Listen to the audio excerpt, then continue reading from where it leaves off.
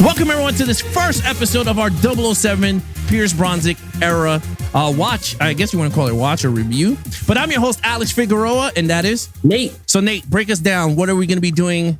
All right. now? So this is the first of our new podcasts. And what we're going to be doing is 2 shows per week. Just to let you guys behind the curtain for this week, we're recording them both same time. So you're going to get this one when it drops. You'll get another one in a couple of days. But essentially what we're going to be doing is we're going to be selecting action films. First show of the week. So we're going to be doing Tuesday and Thursday. Tuesday show for the next at least probably about 8 weeks or so. We're going to be doing Bond films. So the Tuesday show, not this week included because both shows will be Bond. But in general, it'll be Tuesdays Bond, Thursdays a different action movie. Could be a standalone, could be part of another franchise, could be, but it won't be a Bond film. And then what we're going to do is we're going to go ahead and actually give brief reviews, our take on the movie without scoring it, just kind of general information. And then we're actually going to go through 5 different categories. So we're going to be talking the lead character or the hero of each movie, the main villain and what we think of them.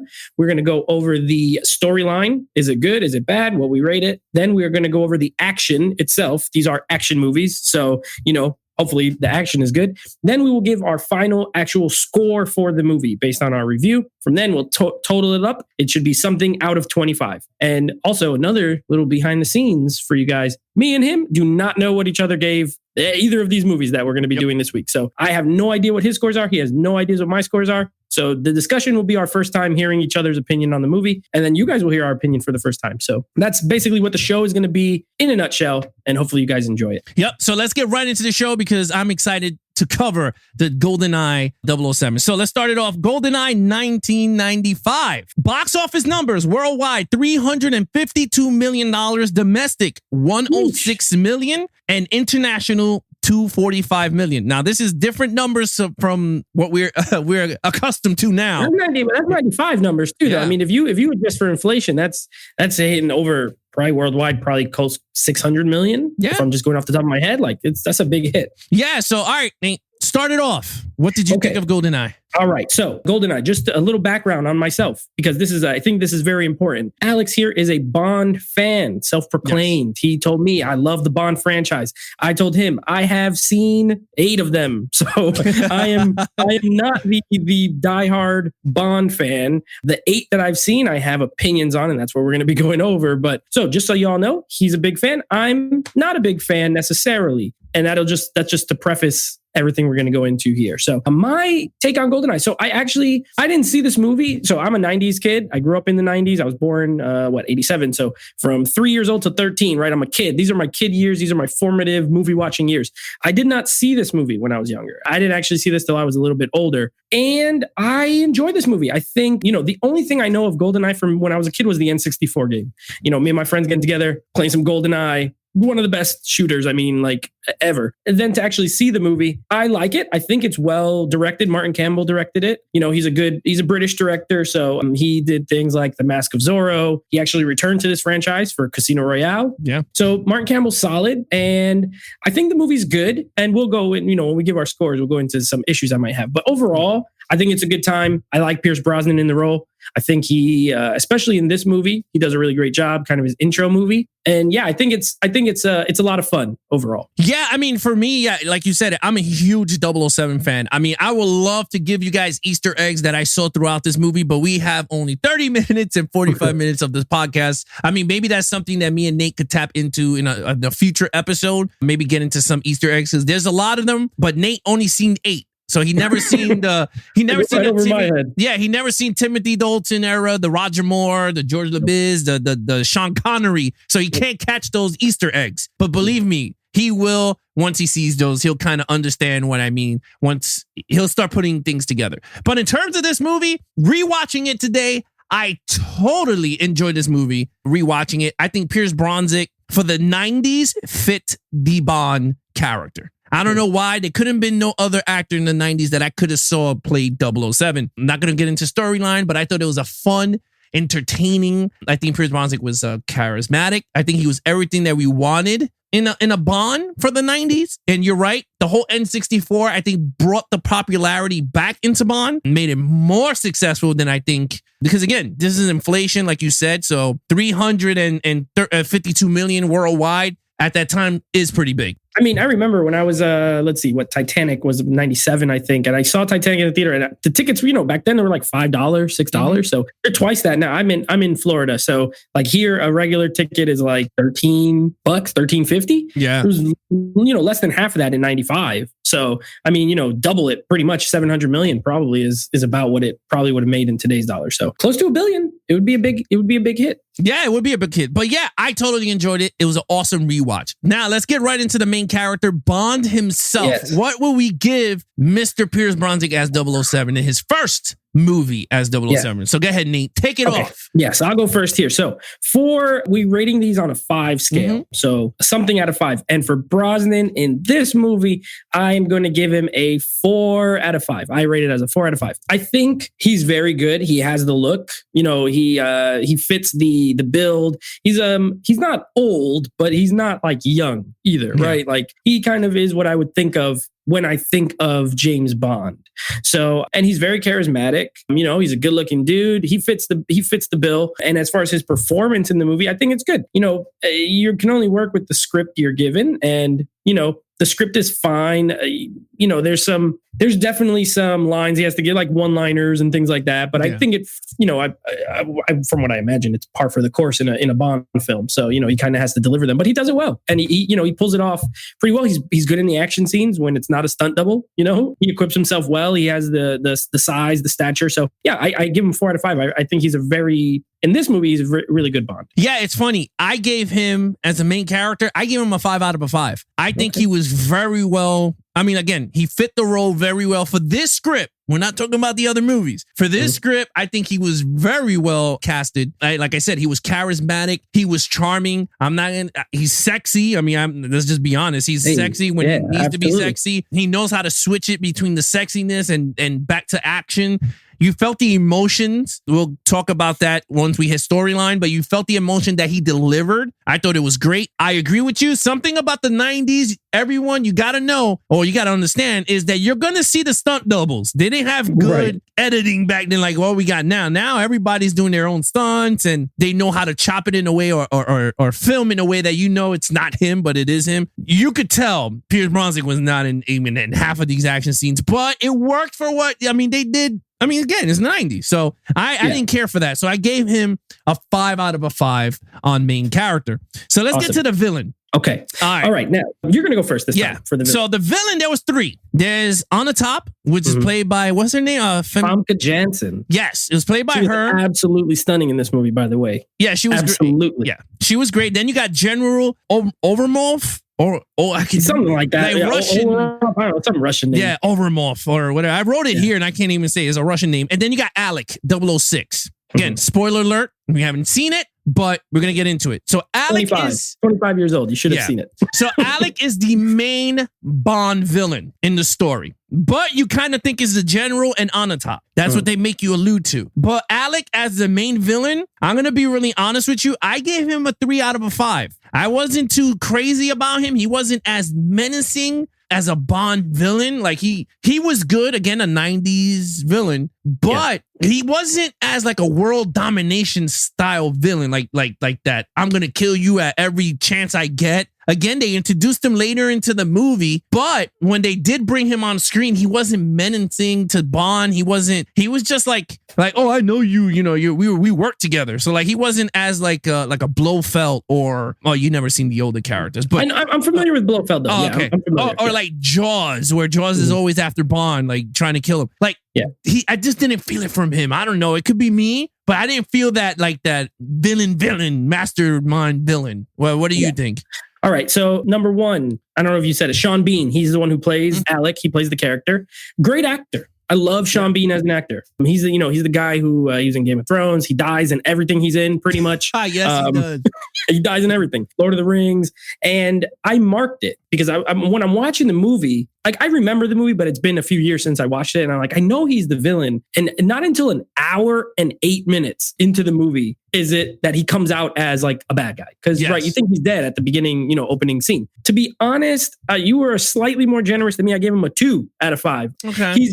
off screen way too much. On top of being off screen, when he's on screen, I 1,000% agree with you. He's not as good of an actor as Sean Bean is. He's not menacing in this role. I think they gave him like a little bit of scars, so it's supposed to be like, oh, he's so bad, but it's like, nah, he's just injured. Like, He's so I mean, bad. like, one thing that I hate when it comes to villains is when their ultimate goal is not super clear, and I didn't really know. Like, you kind of get an idea of what he's trying to do, but it's not super like stated expressly. His whole motivation for being a villain was very crap. He's like, oh, they send us on all these missions, and and then something else happens, and we just got to keep doing missions. He's pretty much just mad that he has to keep doing missions. Like, well, that wasn't the whole time. That wasn't the whole beef he had with them, though. No, but I mean, it's presented in a way early on, like it is a contributing. It's like, come on, like get over it, man. Well, yeah, it sounds like a mad employee. Yeah, that he does sound like that, like he's like bitching at that. But the other thing is that the British killed his parents. Well, they tried to kill his parents, but what happened was they committed suicide, and then he became an MI6. That was his whole like angry thing. Like, and I was just like, later, he's like, I was an orphan, and now I'm gonna get revenge. Now, the general, I thought the general was okay, to be honest. I thought he was good. A little cartoony, but on the top. So Famke Johnson, I'm not even lying, and it's not just because she's gorgeous, because she is. She's absolutely gorgeous. Anytime she's on the screen, compared to the other two villains, like you can't not watch her when she's on the screen. Yeah, and she's better villain than the other two, even though she's a henchman. So we're not going to rate her. No. She was way cooler. She can crush people with her thighs. Like, she kills people by crushing them with her thighs. Like, I'm in on that. Like, all day. This is what I want. A little bit. Give me something a little cheesy. You know what I mean? It's a Bond film. It's got to be. She's awesome. She's absolutely gorgeous. I would have rather her been like the main. She's like a pilot who also can fight. Who is like, she was great. So she loves torture. Like, she loves like that. She likes that. Psycho.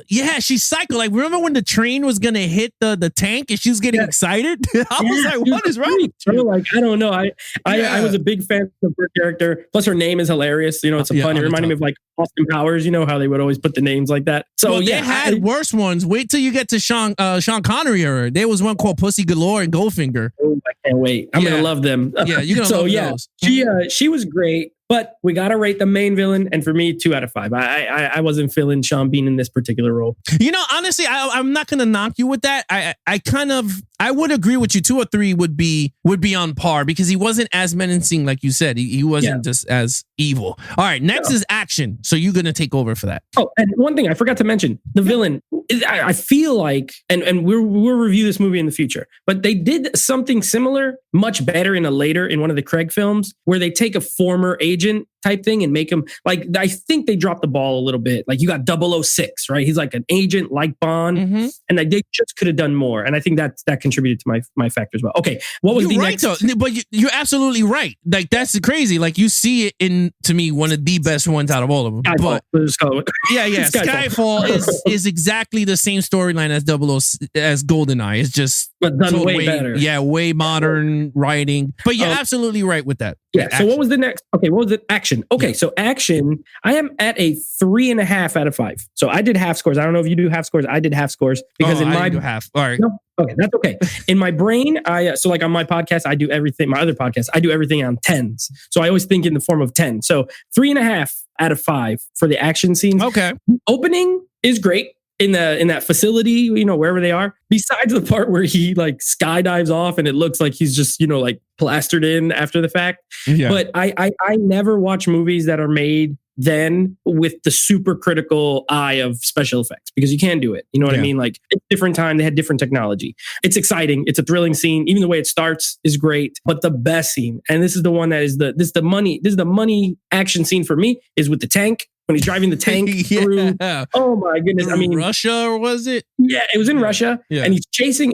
They do a car chase where Bond is driving a tank. Yeah. It's hilarious. Like, it's a mixture of funny, but actually also like really good kind of it's just destruction. Like, he's just driving through walls. Like, the guy's like, go down the alley, and he just makes a whole new alley with the tank. I loved it. And I watched this in my in my room. I have like a really big TV, like way bigger than I need, and I have a sound bar and a subwoofer. And I had it all like turned up, and I mean, this thing was rumbling, like super loud. And I love that scene. I think the rest of it is, and the reason I'm at 3.5 and not higher besides the great opening and then that tank scene, the rest of it's kind of unmemorable, to be honest. Like, I just watched this today and I don't remember every single other action scene. You know what I mean? Like, no really great hand-to-hand stuff, which is fine. Maybe that's not his, his MO in these movies. I don't know. But those two stick out, but they are not super long. 3.5 though, very solid. Like, the action that's there is it's well shot. So I'll give him that. Martin Campbell knows how to, shoot an action scene. Yeah, I mean, totally different from you in action. I gave this a 5 out of a 5. Yeah. And the reason why, one, because it was a lot of action throughout the whole movie compared to the other ones that we're going to be talking about. There was a lot of action.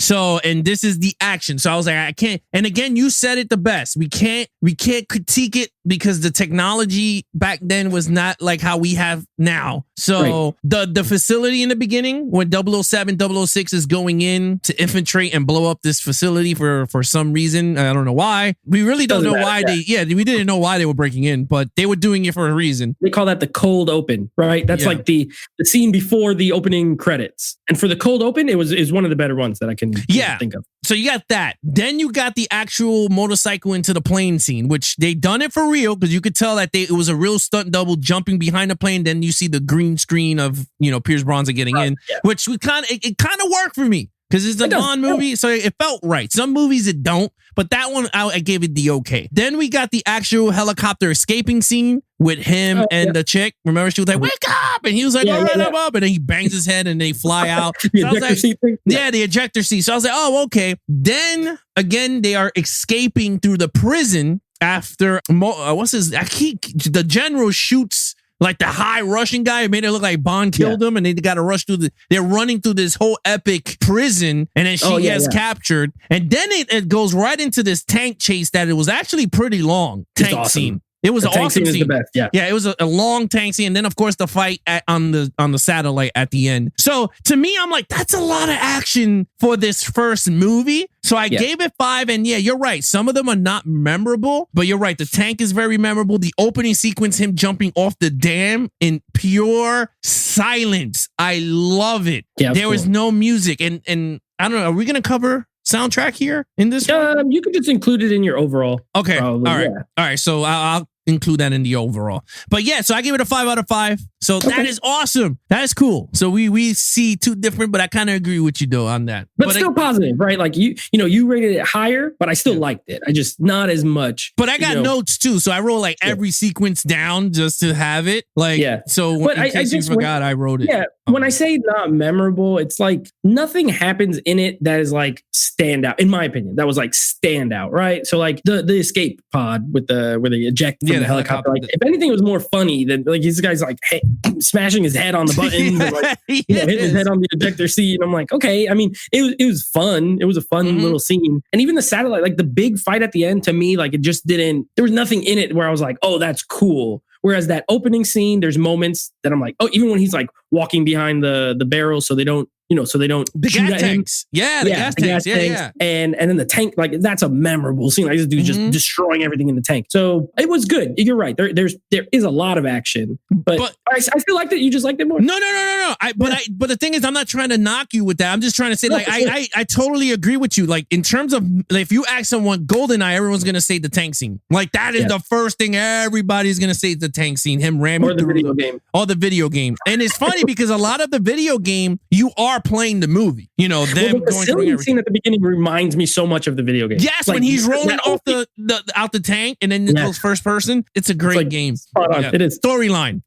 That's me. Storyline. I gave this a 4 out of a 5. The reason why I thought the whole let me just pull up my notes here on the Goldeneye plot. I thought it was actually really good. It's an EMP bomb that once it's like a radiation surge and then boom, it blows everything up. I thought that was pretty cool if they used it more, if they would have used it more proper. Again, I'm not knocking the movie. I'm not knocking the script. I think I wanted to see like a more of a demonstration, like on a city or something. You know what I mean? Right.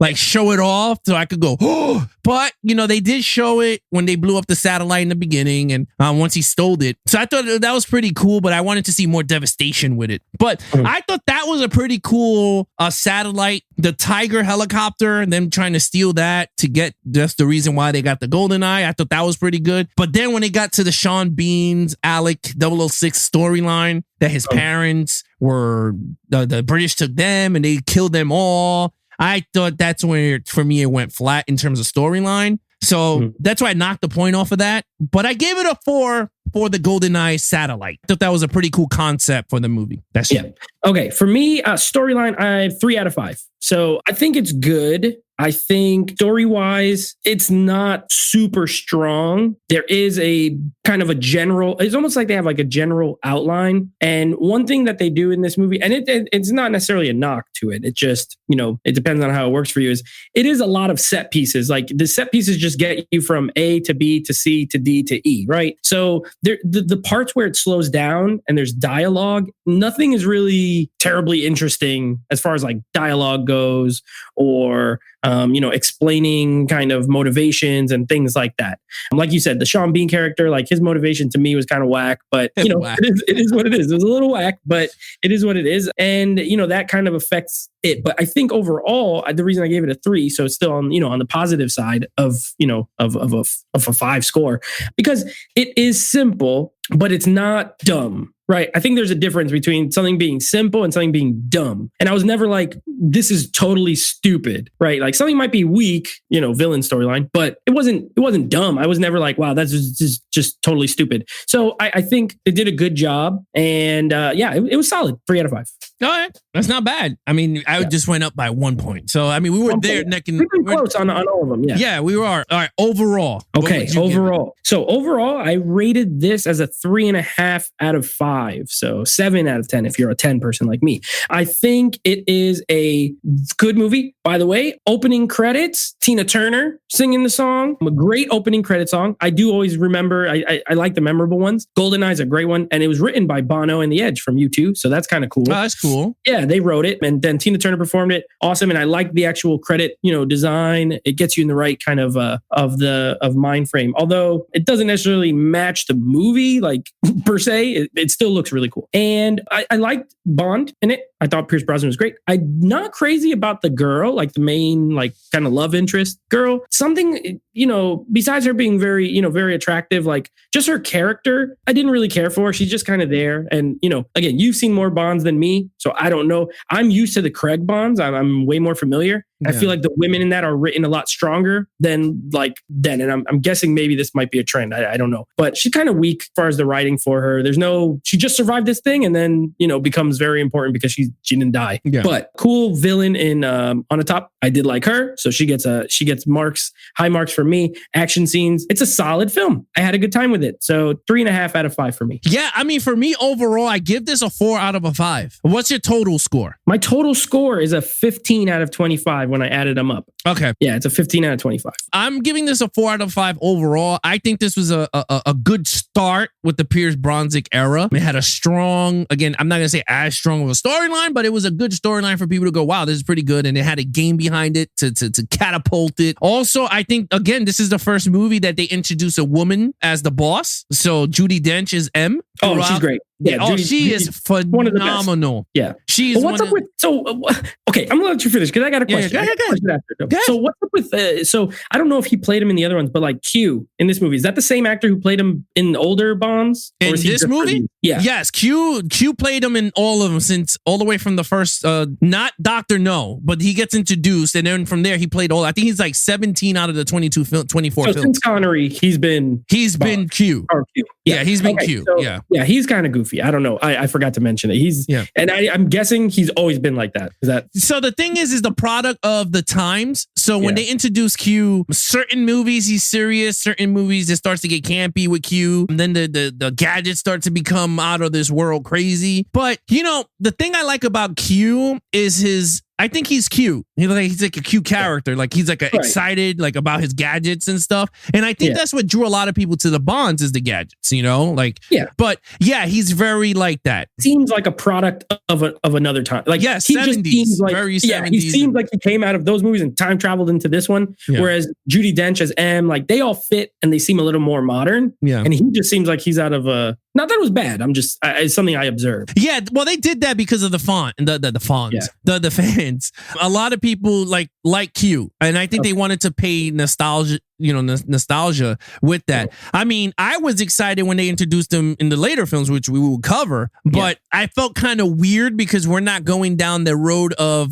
with all the gadgets. So I'm like, oh man, we're going the serious route, but it's okay. Like, you know, we were going to talk about that, but you're right. Q was very out of this world. Judi Dench, amazing as M. If you see she plays M like the original. Once when you see Dr. No, M is like that too. He's very hard ass on Bond. So it's pretty cool. He doesn't get he doesn't get corny. He doesn't get he's very tough on Bond. But Judi Dench is more like way tougher. I agree with you. The main chick, she's not as crazy. She is great. She's cute. But in terms of other Bond girls, there's some in the Roger Moore era that's a little tough, that are very serious roles too. But the newer Craig are written way better. That's why I never put the 2 to 2, because you got way better writers now than they were in like the 70s, 60s when these things came out. Right. But you got everything in a Bond movie. You got the casino, him coming into the casino. You got to start off, if you're going to introduce a new Bond, you gotta have him coming in the suit in a casino playing Baccarat. You gotta have it. You did it with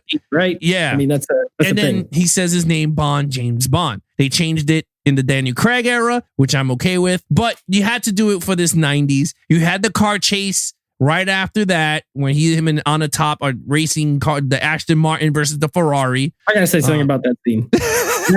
The music that they put in that scene, oh my gosh, it does not fit. It's like it almost seemed like whoever did the score forgot to do a score for that part, and after the fact they were like, oh crap, we don't got no music for this driving scene, and they added in this funk, techno funk, 70s. I'm like, what is this music? It was absolutely worthless. The scene was kind of funny, it was kind of cute, them racing, and then it turns out later that they're going to meet again, and then him with the girl in the car, with the champagne. Okay, but the music, it sticks out like a sore thumb. I was cracking up, oh my god. Yeah, it was like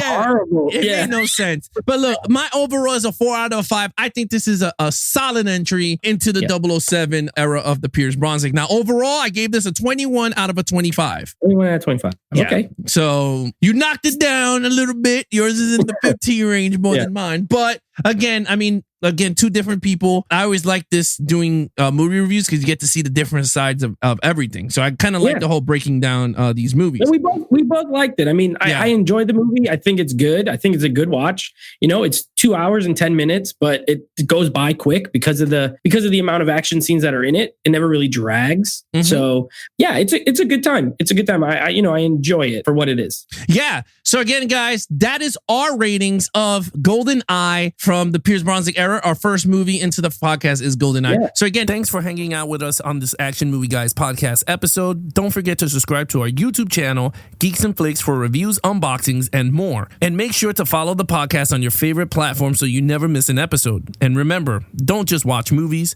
live the action.